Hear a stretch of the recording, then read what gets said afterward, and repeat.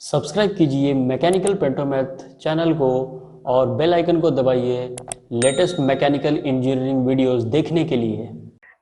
ठीक है निखिल भाई, सबसे पहले तो वेलकम टू मैकेनिकल पेंटोमैथ। अपने इस वैल्यूएबल एक्सपीरियंस को शेयर करने के लिए आप यहाँ पे आए। थैंक और यू। मैं चाहता हूँ निखिल भाई, सबसे पहले तो आप अपने बारे में कुछ बताइए। मतलब आपने कहाँ से स्टार्ट किया और एनटीपीसी में आप कैसे ज्वाइन हुए, इसके बारे में कुछ बताइए। मैंने अपना बैचलर्स मैकेनिकल इंजीनियरिंग में कंप्लीट किया 2017 में फ्रॉम एनआईटी पटना। फिर मैंने कॉलेज प्लेसमेंट से मुझे एक प्राइवेट कंपनी में जॉब मिली। मैं वहाँ 8 मंथ्स काम किया। फिर मुझे वहाँ जो वर्क शेड्यूल थोड़ा हेक्टिक था और पे वगैरह उतने सही नहीं थे। फिर मुझे लगा कि मुझे पीएसयू के लिए अपियर होना चाहिए, गेट के लिए actually. Through that I can make into PSU. तो मैंने फिर वहाँ से रिजाइन दिया। एक्चुअली मैंने मेडीजी का एक स्कॉलरशिप टेस्ट दिया, मुझे फिर वहाँ स्कॉलरशिप मिला। फिर मैंने वहाँ पे अपना स्टडी स्टार्ट किया। फिर मैंने 1 साल की तैयारी की, गेट और ईएससी की। फिर मुझे 346 रैंक आई गेट 2019 में। और मैंने ईएससी का भी इंटरव्यू स्टेज तक पहुंचा। मैंने इंटरव्यू दिया था ईएससी का 2019 के लिए। एक्चुअली मेरा फाइनल सिलेक्शन उसमें नहीं हो पाया। फिर मैंने सारे पीएसयू जैसे आईओसीएल, वैजाग स्टील, एनटीपीसी के लिए इंटरव्यू के लिए अपियर हुआ। साथ ही साथ बीआरसी के लिए भी मैंने अपियर हुआ। तो फिर मेरा चले एनटीपीसी में एक्चुअली 2 स्टेजेस थे आफ्टर गेट एग्जामिनेशन। फर्स्ट एक साइकोमेट्रिक टेस्ट था। उसमें वो एलिमिनेशन राउंड था, उसमें बहुत सारे एलिमिनेट हुए स्टूडेंट। फिर इसके बाद फिर मुझे जीडी और पीआई के लिए अपियर होना पड़ा। फिर उसके बेसिस पे मेरी सिलेक्शन हुई फाइनली। और फिर मैंने एनटीपीसी ज्वाइन किया। ड्यू टू कोविड थोड़ा लेट हुआ। फिर मैंने जुलाई 10th को एनटीपीसी ज्वाइन किया। ग्रेट भाई। मतलब आपकी देखा जाए तो लगभग सभी जगह से आपको इंटरव्यू के लिए कॉल आ गया था, वैसे देखा जाए तो। हाँ, मेरी वैजाग स्टील में भी सिलेक्शन हुई थी। फिर मैंने वहाँ लेकिन ज्वाइन नहीं किया। फिर मैंने एनटीपीसी का वेट कर रहा था। अच्छा अच्छा अच्छा, मतलब एनटीपीसी का रिजल्ट आ गया था कि नहीं आया था, नहीं मतलब नहीं आपको ऑफर। नहीं, उस टाइम नहीं आया था। ऑयल इंडिया का भी एग्जाम हुआ था जिसका वो रिटेन था, तो मैंने उसका भी इंटरव्यू दिया था। तो मुझे कॉन्फिडेंस था कि मेरा कहीं हो जाएगा। फिर मैंने वहाँ नहीं गया, मतलब ज्वाइन करने। तो फाइनली एनटीपीसी में आप ज्वाइन हो गए। ओके हाँ, ओके। NTPC join. तो भाई इस वीडियो का मेन पर्पस यही है कि मतलब जो भी एस्पिरेंट्स हैं जो एनटीपीसी में ज्वाइन होना चाहते हैं, वहां पे काम करना चाहते हैं, हाँ उन्हें ओवरऑल वहाँ का क्या कल्चर है, क्या लाइफ है, वो पूरा पता चल जाए। ठीक है। हाँ तो भाई सबसे पहले तो मुझे ये बताइए कि जैसे ही आपको ऑफर लेटर मिला तो हाँ उसके हाँ। बाद ज्वाइनिंग प्रोसेस क्या था। ऑफर लेटर मिलने के बाद सबको मेडिकल के लिए बुलाया गया था, मेरे बैच को। तो एनटीपीसी का दादरी में एक प्लांट है। तो पहले हम लोग एक पावर मैनेजमेंट इंस्टीट्यूट है नोएडा में एनटीपीसी का। तो उसके लिए फिर वहां पे हम लोग गए। वहां पे नाइट स्टे था। फिर अगले नेक्स्ट डे हम लोग को वहां से बस के थ्रू ले जाया गया वहाँ दादरी, एनटीपीसी दादरी में। एनटीपीसी के हर एक टाउनशिप में हॉस्पिटल रहता है उनका खुद। उसमें हम लोग का डे लॉन्ग बहुत सारे टेस्ट हुए, ब्लड टेस्ट, यूरिन वगैरह, ईसीजी, जितने भी टेस्ट होते हैं बॉडी के। तो वो हुए। और फिर उसी दिन रात को सीएमओ आए और वो फिर रिजल्ट देख के और फिर वहां पे बता दिया गया कि कौन फिट है या वो, मतलब कुछ लोग टेम्पररी अनफिट भी थे तो उनको कुछ टाइम दिया गया। जैसे किसी का वेट थोड़ा ज्यादा था या किसी को थोड़ा लीवर में कुछ अगर प्रॉब्लम है या कुछ है, कुछ बढ़ा हुआ पैरामीटर, तो उनको टाइम दिया जाता है कि आप 6 वीक्स बाद या 4 वीक्स बाद, इस तरह से मतलब आप आके फिर से मेडिकल के लिए अपेयर हो सकते हैं। फिर इसके ओके बाद ओके। हम लोग को ज्वाइनिंग लेटर दिया गया। और फिर इस पर कोविड के पहले कोविड अगर नहीं था तो पीएमआई में ही ज्वाइनिंग होती थी सबकी। लेकिन इस बार इंडिविजुअल प्लांट में ही हम लोग को बोला गया कि आप लोग इस प्लांट में मैकेनिकल है तो मैकेनिकल के सारे बैच का, जैसे एनटीपीसी विंध्याचल में भेजा गया, इलेक्ट्रिकल को एनटीपीसी दादरी, इस टाइप से सारे ब्रांच वाइज डिफरेंट एनटीपीसी के प्लांट में फिर ट्रेनिंग हुई, क्लासरूम ट्रेनिंग हुई 4 मंथ्स की। 4 मंथ्स ट्रेनिंग होने के बाद अभी हम लोग की ऑन जॉब ट्रेनिंग हो रही है, जो कि जॉब एक्चुअली जो जॉब हो रहा है वहां पे क्या काम है वो हम लोग को सीखना पड़ता है। फिर एक मैनेजमेंट मॉड्यूल होता है 3 मंथ्स का, वो कि नोएडा में होता है। तो ये 3 चीज होते हैं, क्लासरूम ट्रेनिंग पीपीएफ, जिसमें सारे पावर प्लांट फैमिलियराइजेशन बोलते हैं, वो पावर प्लांट के बारे में पढ़ाया जाता है। फिर उसमें ऑन जॉब ट्रेनिंग होती है, ऑन जॉब में क्या काम होता है, मतलब एक्चुअली जो काम हो रहा है वहां पे किस टाइप से ऑपरेशन डिपार्टमेंट है तो उसमें किस टाइप की काम होती है, ये सब सीखना है। और तीसरा मैनेजमेंट मॉड्यूल होता है। ये ट्रेनिंग का पार्ट है। तो भाई मतलब ये जो ट्रेनिंग था, ये आपका ट्रेनिंग अभी कंप्लीट हो गया है कि अभी चल रहा है? नहीं नहीं, एक्चुअली हम लोग का थोड़ा लेट हो गया ज्वाइनिंग में, तो इसलिए हम लोग का अभी ट्रेनिंग चल रहा है। वो जुलाई 10th को किया था, तो 1 साल की ट्रेनिंग होती है फुल। तो इस अभी जुलाई 2021 में हम लोग का कंप्लीट होगा ट्रेनिंग, फिर हम लोग रेगुलराइज होंगे। तो ये ट्रेनिंग के बाद डिपार्टमेंट का अलोकेशन कैसे होता है? अभी एनटीपीसी का ये रूल है क्या, जो भी अभी नए ट्रेनिंग आएंगे उसको ऑपरेशंस डिपार्टमेंट में ही रखा जाएगा, सिंगल ऑपरेशंस डिपार्टमेंट, जिसमें पावर प्लांट में शिफ्ट में जॉब होती है। ऑपरेशंस में 3 शिफ्ट चलते हैं, ABC, 8 आवर्स ओके। ईच। और ये थोड़ा टाइमिंग वेरी भी कर सकता है फ्रॉम प्लांट टू प्लांट। और उसमें एक्चुअली कंट्रोल रूम से हम लोग को मॉनिटर करना पड़ता है, सारे इक्विपमेंट, सारे पैरामीटर्स वहाँ पे आते हैं, हम लोग को वो मॉनिटर करना पड़ता है। और उसके अकॉर्डिंग वहाँ से कंट्रोल करना पड़ता है। तो यही अभी सारे ट्रेनिंग को ऑपरेशंस डिपार्टमेंट में रखा जा रहा है। मतलब कोई भी किसी भी ब्रांच का हो, मैकेनिकल, हाँ, कोई भी इलेक्ट्रिकल, ब्रांच का, सिविल। हाँ हाँ, सारे अभी ऑपरेशंस डिपार्टमेंट में ज्वाइन करेंगे। ओके, तो ये सिर्फ स्मॉल पीरियड के लिए होता है या ये लंबे पीरियड के लिए होगा? नहीं, लंबे पीरियड के लिए होगा। अभी जो एनटीपीसी का यही प्लान है कि सबको ऑपरेशंस में रखा जाए। तो इसका भाई कुछ आइडिया है, मतलब कि कितने साल तक रखा जाएगा? 5 साल, 10 साल, 2 साल? ये डिपेंड करता है रिक्वायरमेंट पे। किसी कोई जल्दी भी मेंटेनेंस में चले जाते हैं, या और भी डिपार्टमेंट्स है जैसे cold handling, S handling, energy man efficiency group, energy management group, ये सब। तो ये डिपेंड करता है एक्चुअली वैकेंसी भी। ये नहीं बोला जा सकता है कि इस टाइम पीरियड के बाद दूसरे डिपार्टमेंट में लोग चले जाएं, ऐसा अभी तो नहीं है। सो जैसे अभी आपने बताया कि ऑपरेशन में अभी सभी ट्रेनिंग्स को भेजा गया है, ठीक है? तो हाँ हाँ। इसमें एग्जैक्टली मतलब करना क्या होता है, नेचर क्या होता है वर्क प्रोफाइल का? मेनली आपको पावर प्लांट जो चल रहा है वहां को आपको मॉनिटर करना है। जैसे आपके स्टीम के टेम्परेचर्स हैं, MS स्टीम है, जितने भी है, जितने आपके मिल हैं, जो मिल में कोल आता है, तो सारे पैरामीटर्स आपको रिफ्लेक्ट होते हैं कंट्रोल रूम में, पैनल्स होते हैं वहां पे। तो आपको एक्चुअली पता रहना चाहिए कौन सा इक्विपमेंट किस तरह से फंक्शन कर रहा है। फिर सारे पैरामीटर्स आते हैं, अगर कुछ डेविएशन है, किसी का करंट ज्यादा है, तो फिर आपको क्या करना है। तो वहां से सारे कंट्रोल होते हैं। अगर कोई वॉल्व है तो वो आप कंट्रोल रूम से आप उसको ओपन क्लोज कर सकते हो। डिपेंडिंग ऑन सिचुएशन, लोड अगर डिक्रीज हो रहा है तो आपको कोल सप्लाई कट करना है। सिमिलरली आपको एयर फ्लो कम करना है, तो वो सब आपको लोड के अकॉर्डिंग आपको वेरी करना पड़ेगा वहां से। और किसी चीज में कुछ प्रॉब्लम आती है तो आपको कन्वे करना होगा मेंटेनेंस डिपार्टमेंट को। फिर मेंटेनेंस डिपार्टमेंट अपना एक्शन लेगा, उस पर काम करेंगे वो लोग। तो आपको ये भी देखना पड़ता है, सेफली हर एक चीज काम करवाना पड़ता है। किसी चीज का परमिट देना है तो आपकी रिस्पॉन्सिबिलिटी है कि आप उसको अच्छे से आइसोलेट करके दो, सेफ्टी के साथ काम हो। ये सारी चीजें ध्यान रखनी पड़ती है वहाँ। मेनली आपको पूरा ऑपरेशंस में मॉनिटर करना पड़ता है कि सारी चीजें सही से हो रही है या नहीं। तो भाई कुछ इसमें जो वर्किंग डेज होते हैं, मतलब वीक में हाँ कितना हाँ। डेज काम करना होता है? और अभी अभी आपने थोड़ा देर पहले बताया था कि ABC 3 शिफ्ट चलती है, तो उसका क्या टाइमिंग है? और शिफ्ट भी मेरे ख्याल से रोटेशनल होगी या हाँ फिक्स हाँ, रहता है? तो उसके बारे में जरा कुछ बताइए, मतलब कैसे होता है? जो हम लोग का शिफ्ट होता है वो रोटेटिंग शिफ्ट होता है। जैसे हम लोग का क्या है कि 2 डेज अगर मैंने मॉर्निंग किया, फिर नेक्स्ट 2 डेज मैंने इवनिंग किया, 2 डेज फिर नाइट किया, फिर एक ऑफ होता है, एक जनरल शिफ्ट होता है। तो जनरली मॉर्निंग का टाइम होता है 7 to 2, इवनिंग का है ओके। 2 to 10, और नाइट का है 10 to 7। ये थोड़ा वेरी कर सकता है, किसी में 6 to 2 भी हो सकता है, प्लांट वाइज भी थोड़ा वेरी कर सकता है, 1-2 आवर्स, मतलब इस तरह से टाइमिंग रहती है। तो ये ना रोटेट होता है, जैसे कि तो ये डिफाइन नहीं है कि इसे मतलब वीक के इसी दिन छुट्टी होगी, किसी और दिन भी आपको लीव मिल सकती है। वो रोटेट होते रहता है एग्जैक्टली। और जो पब्लिक हॉलीडेज होते हैं, जो भी फेस्टिवल्स हो गए, तो हाँ, सब पे लीव वगैरह मिलता है, हॉलीडे वगैरह? एक्चुअली क्या होता है कि हम लोग का पावर प्लांट हर वक्त चलते रहना चाहिए, हम लोग बंद नहीं कर सकते इलेक्ट्रिसिटी सप्लाई। तो इसलिए क्या होता है कि अगर आप जैसे 26 जनवरी है, 26 जनवरी का आप काम कर रहे हो, तो उसके बदले आपको किसी और दिन लीव आप ले सकते हो। उसको सी ऑफ बोलते हैं, तो किसी और दिन का लीव आप ले सकते हो, उसके बदले आपको कभी और मिल जाएगा लीव। अच्छा, अच्छी फैसिलिटी है। और जैसे और इसमें OT वगैरह होता है, मतलब ओवर टाइम? जैसे आपकी शिफ्ट 8 घंटे की है, तो कभी ऐसा हुआ है कि 8 से ज्यादा आपको रुकना पड़ा हो, ऐसा कुछ?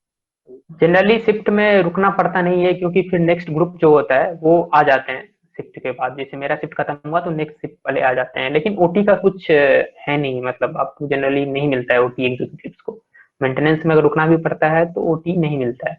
और भाई इसमें सबसे इम्पोर्टेंट चीज, सबसे अच्छा जो क्वेश्चन है वो ये है कि NTPC जो है वो पर्क्स और अलाउंसेस के लिए बहुत ज्यादा फेमस है।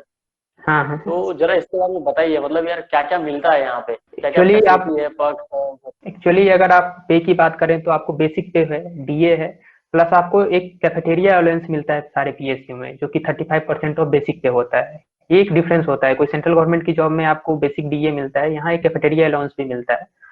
और बाकी आप पर्क की बात करेंगे तो मेडिकल फैसिलिटीज काफी अच्छी रहती है, टाउनशिप अच्छी रहती है, सारी फैसिलिटीज आपको टाउनशिप में मिलेंगी एट नॉमिनल चार्जेस। आपकी सारी जिम, स्विमिंग पूल, सारी चीजें, अच्छे क्वार्टर्स मिलेंगे आपको यहाँ पे। इसके अलावा भी आपको जैसे लैपटॉप्स का अलाउंस मिलेगा एट एवरी 3 इयर्स, 60,000 मिलता है जैसे अभी एनटीपीसी में। मोबाइल कम्युनिकेशन अलाउंस मिलता है, फिर लीवरेज अलाउंस मिलता है।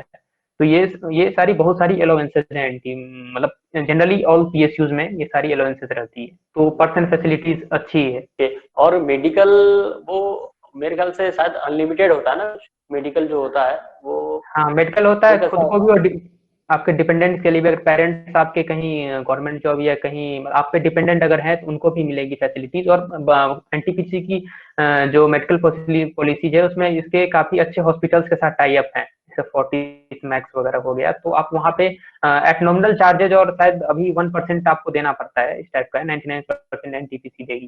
तो एक तरह से नॉमिनल चार्जेस पे आप इलाज करवा सकते हैं।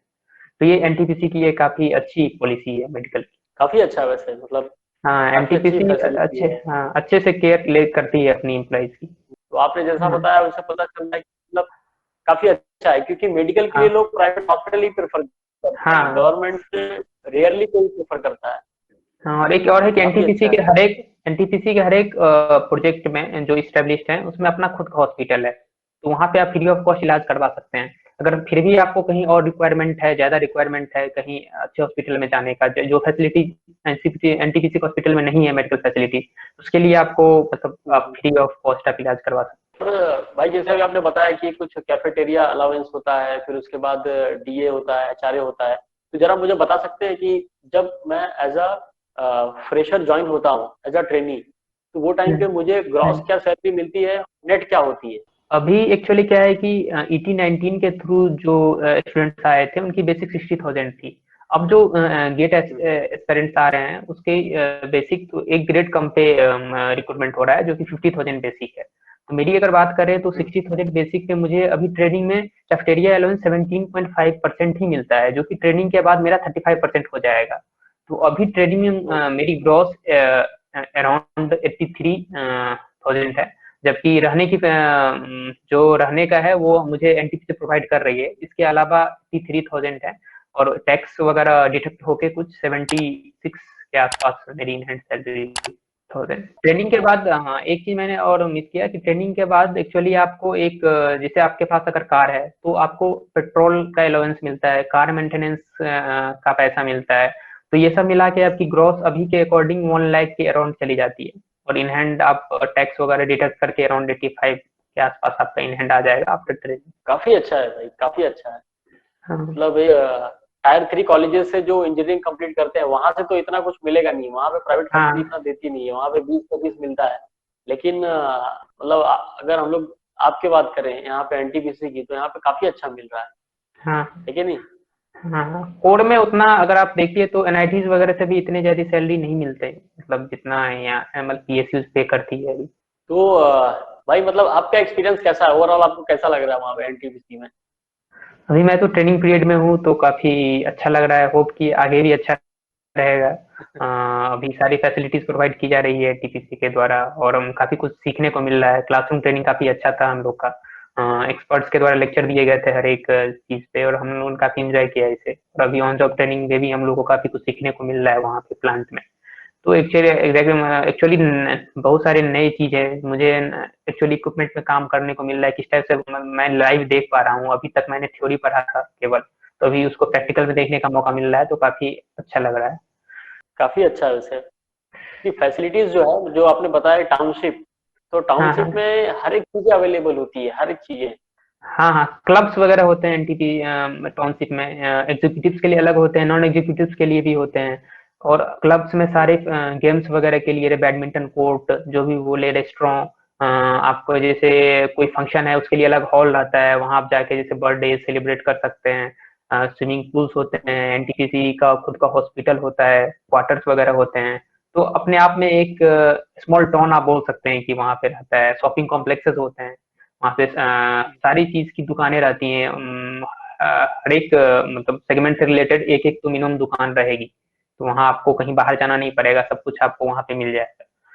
तो आपको कहीं नीड फील नहीं होगा, रिमोट एरिया का आपको उतना फील नहीं होगा, क्योंकि एनटीपीसी के प्लांट जनरली रिमोट एरियाज में ही होते हैं। क्योंकि पावर प्लांट है थोड़ा, तो वो लोग थोड़ा साइड में ही रहता है around, and most of the plants are near the coal mines. तो लेकिन आपको फील नहीं होगा इस चीज की। और भाई इसमें ट्रांसफर के बारे में कुछ बताना चाहोगे? मतलब इसमें एवरी 3 ईयर में चेंज होता है या मतलब ये फिक्स होता है लोकेशन?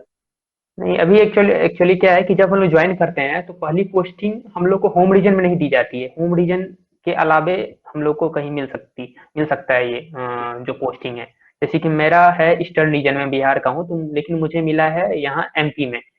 तो एक्चुअली क्या होता है कि आप जनरली 5 साल बाद या कहीं आप ट्रांसफर, अगर कोई जेन्यून रीजन है तो आप रिक्वेस्ट कर सकते हो। जैसे जैसे आपकी स्पाउस कहीं और काम कर रही है किसी और जॉब में कहीं पे, तो आप ट्रांसफर के लिए अप्लाई कर सकते हो। लेकिन जनरली आपका ट्रांसफर 10 ईयर्स के बाद ऑटोमेटिक हो जाएगा। वो 10 ईयर्स के बाद का ट्रांसफर, अभी जैसा पॉलिसी है कि 10 ईयर्स में आपका ट्रांसफर कर दिया जाएगा। 10 ईयर्स, ओके ओके। 10 ईयर्स हाँ वैसे अच्छा है। मतलब हाँ जनरली क्या होता है कि फ्रीक्वेंट ट्रांसफर लोग अवॉइड करते हैं, मतलब जो दो हाँ साल 3 साल पे होता है हाँ इसको हाँ लोग अवॉइड करते हैं। हाँ और यहाँ हाँ। पे 10 साल का है तो I think it is good, because hmm, 10 साल बोले तो काफी ज्यादा हो जाएगा। ठीक है। हाँ और हाँ और उसमें ये होता है कि अगर हम लोग किसी एक बंदे की सर्विस की बात करें तो उसका जो सर्विस का पीरियड होता है वो 25 साल से 30 साल ही होता है। हाँ हाँ तो ड्यूरिंग दैट टेन्योर अगर 2 से 3 ट्रांसफर हो जाए तो भी दैट्स ओके नहीं आई थिंक। नहीं, लास्ट में एक्चुअली क्या होता है कि अगर आप लास्ट के ईयर्स देखें तो आपके थोड़े फ्रिक्वेंट ट्रांसफर हो सकते हैं, क्योंकि आप किसी चीज के स्पेशलाइज, जहां आपका एक्सपीरियंस अच्छा हो जाता है, तो कहीं आपका रिक्वायरमेंट है, कहीं नहीं प्लांट आ रहे हैं, आपका रिक्वायरमेंट है, तो वहाँ ट्रांसफर किया जा सकता है। लेकिन इनिशियली 10 ईयर्स में फर्स्ट ट्रांसफर होता है अभी। लेकिन ये कंपनी की पॉलिसी है कि वो अपने रिक्वायरमेंट के हिसाब से आपको कहीं भी कभी बुला सकती है, लेकिन अगर जनरल ट्रेंड तो यही अभी है। तो भाई ओवरऑल देखा जाए तो आपने मतलब काफी कुछ बताया है, और आई थिंक एस्पिरेंट्स को जो भी डाउट होंगे, जो भी इनकी क्वेरी होगी, वो काफी कुछ क्लियर हो जाएगी। बट उसके बाद भी मैं एस्पिरेंट्स को यही बोलना चाहता हूँ कि अगर उन्हें इसके अलावा भी कुछ पूछना है, कुछ डाउट है, तो वो नीचे हाँ कमेंट सेक्शन में अपने क्वेश्चन को पोस्ट कर सकते हैं। और हाँ निखिल भाई आप जरूर उनका शायद रिप्लाई देने की कोशिश जरूर करना, हाँ, बिल्कुल बिल्कुल। क्योंकि आपको उसके बारे में अच्छा आइडिया है। और भाई हायर स्टडीज के लिए कुछ फैसिलिटी अवेलेबल है? अगर मुझे हायर स्टडीज के लिए जाना है तो यहाँ पे क्या प्रोसीजर है कुछ? एनटीपीसी का एक पावर मैनेजमेंट इंस्टीट्यूट है नोएडा में, उसमें एक post graduate diploma in management होता है, इन energy management, in the subject energy management. तो वहां से आप एमबीए की डिग्री की ले सकते हो वहां से, एनर्जी मैनेजमेंट में। वो एनटीपीसी स्पॉन्सर करती है और खुद की ही इंस्टीट्यूट है। तो वहां से आप एक्चुअली कर सकते हो। और बाकी आप स्टडी लीव वगैरह भी ले सकते हो अगर आपको कहीं किसी और चीज की तैयारी करनी है। लेकिन उसके कुछ रूल्स एंड रेगुलेशन है, इसके बारे में अभी मैं पूरी तरह से क्लियर नहीं हूँ एग्जैक्टली क्या रूल्स है, हम्म। लेकिन प्रोविजंस हैं इसके। भाई ओवरऑल आपने सारी चीजें कवर कर ली, और मुझे लगता है कि एस्पिरेंट्स के सारे डाउट भी क्लियर हो गए रहेंगे। तो भाई हाँ, मैं चाहता हूँ कि एस्पिरेंट्स को अपना कुछ लास्ट मैसेज दे दो। मैंने अपना जो तैयारी किया गेट के, उस टाइम यही सीखा कि आपको ना, मतलब अगर फेल भी हो रहे हैं तो आपको उस चीज के लिए लगे रहना है। मतलब आपको फाइनल रिजल्ट देखना है, आपको डीमोटिवेटेड नहीं होना है। बहुत लोग जैसे तैयारी के दौरान डीमोटिवेटेड हो जाते हैं कम मार्क्स आने के कारण टेस्ट सीरीज में, तो वो नहीं होना है। आपको आपको परसिवियरेंस वाली नेचर आपको दिखानी पड़ेगी कि आपको फेल भी हो रहे हैं तो आपको लगे रहना है। और लास्ट में रिजल्ट अच्छा ही होता है, भले ही आप 1 साल लेट से वहां तक पहुंचे, लेकिन आप पहुंचोगे। यही मैं मुझे फ्रेंड से अपील है कि वो फोकस अपना बनाए रखें और अपनी मेहनत करते रहें। तो ठीक है निखिल भाई, मैं आपको फिर से थैंक यू बोलना चाहता हूँ कि आपने अपना जो वैल्यूएबल एक्सपीरियंस था उसको मैकेनिकल पेंटोमैथ पे शेयर किया। इस वीडियो को हम लोग यही फिनिश करते हैं। थैंक यू भाई, bye, take care. Bye bye, thank you very much.